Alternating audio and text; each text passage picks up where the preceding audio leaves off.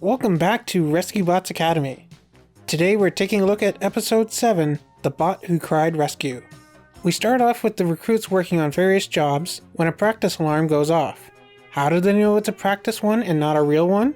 Who knows? Wedge rushes off, but his classmates take their time and finish what they're doing. Hoist finishes lifting a tube onto a hook, Whirl collects up her tools, Medics finishes stocking and facing the shelves of oil, and Hotshot throws whatever it is he's holding into a bin. What are these things, by the way? Are they supposed to be flat circles or 3D spheres? If they're flat circles, they kind of look like round floppy disks. Or if you're too young to know what a floppy disk is, then they're round save icons. But I think they're supposed to be spheres, judging by the way Hotshot spins one on his finger like a basketball at the beginning. In that case, they kind of look like knockoff Pokeballs. Anyways, Wedge gets to the practice drill way before anybody else. And he does this cool move with his piledriver arms that reminds me of something out of a video game. Unfortunately, it looks like Wedge will have to level up a little bit in order to reach Chuck on his own, but luckily everyone else has finally arrived. Tough luck Chuck needs help. Let's move, team. Stack and save maneuver. Hurry!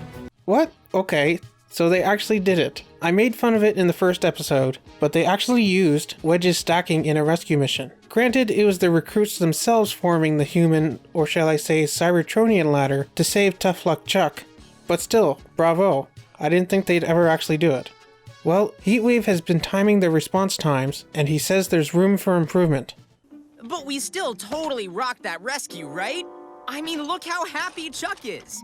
Oh my god, is there a Tough Luck Chuck plushie? If not, there needs to be so I can buy it. After a short break, it's time for another rescue alarm. And another one. And another one. And another one. Turns out Heatwave let Wedge borrow his rescue drill alarm. But remember, don't use the drill alarm too often.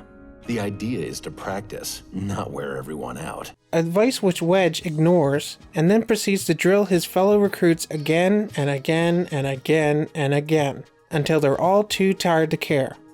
And Wedge calls one too many practice drills, because on the last one, his tube malfunctions and he gets stuck, and he can't call for help. Lucky for him, Hoist, with the help of the other recruits, begin working on the tube system when they notice the broken tube and discover Wedge. By utilizing their stack and save maneuver, they create a chain and save Wedge. Hold tight, buddy! Maximum effort! Wait, was that a Deadpool reference? Well, after swallowing his pride, Wedge learns his lesson, and that's the end of the episode. This was a great episode. They did an excellent job foreshadowing the tube system failing, with multiple instances of it having minor malfunctions, before eventually Wedge was stuck in it, necessitating a real rescue.